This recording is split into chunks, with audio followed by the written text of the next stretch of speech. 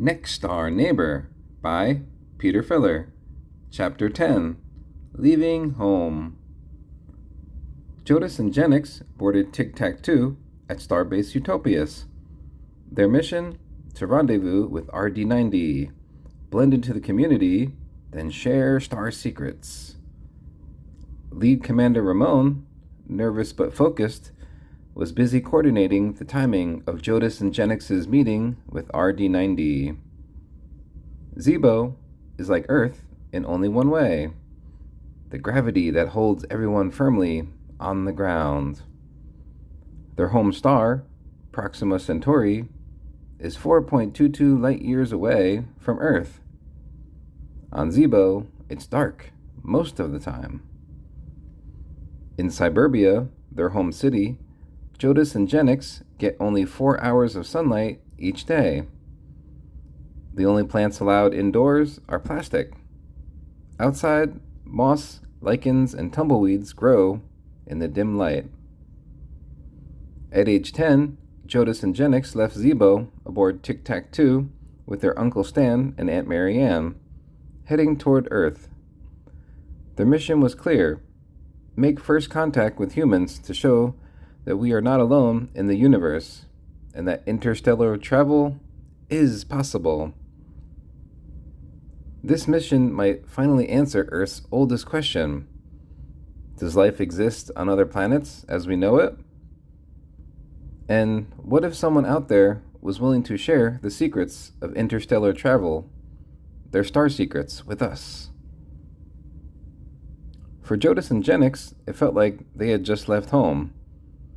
School customs on Zibo were very different. At Bright Academy, students were only allowed to leave campus on the weekends if they didn't pass their weekly tests. They had to stay until they completed them. Classrooms are called incubation pods, small auditoriums where each student entered a personalized, self-contained glass chamber. These chambers had ventilation holes and lamps for heat and light. The seats resembled thrones, lined with gel and foam, and offered massage options. Each desk was stocked with endless pencils, pens, and notebooks. Computers could read their minds, but also had traditional keyboards. Teachers ruled each classroom with zero tolerance for dissent. Every student had a radio droid assistant, programmed to meet their individualized needs, and loaded libraries of information to help them with their classwork. Teachers acted as parental figures with full authority to discipline students as they wished. Mr. Syntax, Jodis and Genix's English teacher, had a favorite tool: the neutralizer. This industrial-strength, high-voltage electric shocker looked like a battery-powered fly swatter. When students broke the rules after being warned, you'd hear a loud smack, followed by a crackling bzzz, bzzz of electricity. The offender got a smack on the hand, enough to stop their misbehavior and make the hair on the arm stand up. The dormitories, called living chambers, were unisex and split in half, pairing students with close birthdays. Lights out was at 9 p.m. Wake out was at 6 a.m.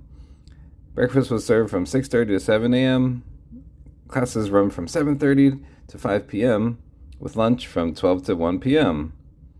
Evenings from 6 to 8 p.m. were for tutorials and homework in the library, leaving 2 hours of free time each day.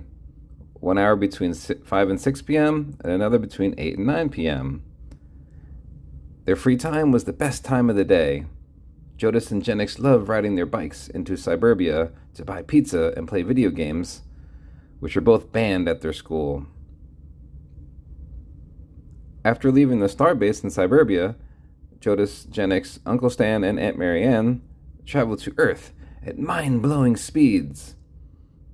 Commander Ramon coordinated their GPS to follow a beacon sent from NASA's Johnson Space Center in Houston, Texas. Tic-Tac-Two splashed down at 2:30 a.m. near Houston, off the coast of Galveston, on July 21st. The speeds they were traveling would leave any NASA scientists scratching their heads in disbelief. Their fortified capsule was moving at 350 million miles per hour. It took nearly 4 Earth years to make the 25 trillion mile journey across the universe. As they neared the landing zone, tension gripped the capsule. At last, they're about to set foot on solid ground again.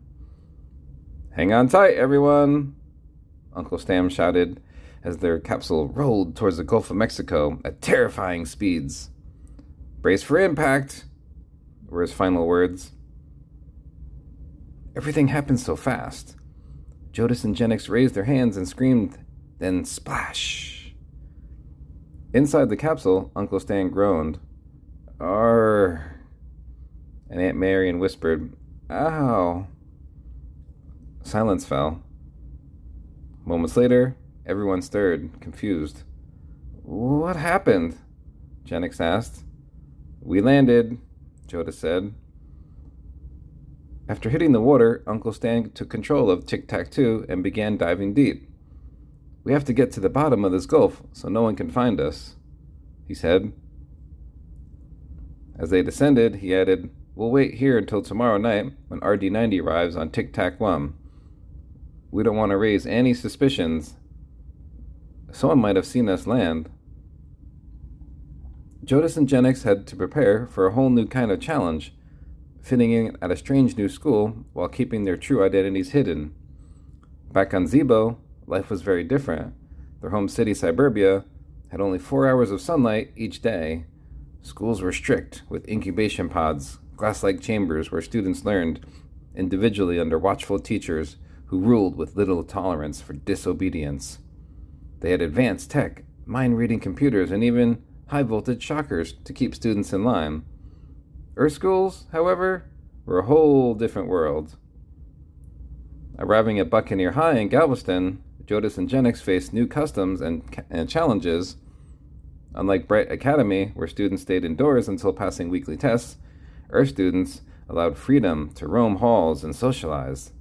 Phones were everywhere, something they weren't allowed back home. Jodis and Jenix had to be careful. They hid their alien abilities, knowing discovery could blow their mission. Their radio droids were replaced by human classmates, and their mind-reading tech had to stay secret. Every day, they learned to mask their reactions, blending in without standing out. The classrooms were larger and noisier than the quiet pods of Suburbia. Teachers encouraged questions and creativity, a stark contrast to the strict discipline they were used to. Jodis found it confusing, but exciting. Jenix loved the chance to make friends and join clubs, though for the most of the school year, they were both able to keep their true origins locked away. Lunch periods became a test of disguise. They watched students interact, learning Earth customs, how to joke, how to avoid suspicion. They mimicked clothing styles, slang, and even the way they carried backpacks. Every day was a delicate balance. Act normal enough to fit in, but cautious enough not to reveal their star secrets.